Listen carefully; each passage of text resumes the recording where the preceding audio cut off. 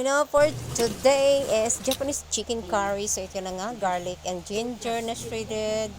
Ayan, apple shredded, carrots, potato, at saka yung norso na sabaw, yung ganun, yung stock. Then, ito na nga yung sibuyas, gisa natin. Lagay na natin yung ating chicken meat. Gisa-gisa na lang hanggat sa medyo nakikita mong kumakatas-katas na ng kusa yung manok. Ilagay na natin yung bawang at luya. After nyan, ng bawang at luya, gisa-gisa ulit natin. Saka natin ilagay yung sabaw. Yung sabaw kailangan dito mas maraming sabaw, mas mainam. Kasi sabaw pa lang inuulam talaga siya. Ganito talaga ang technique ng mga Japanese curry.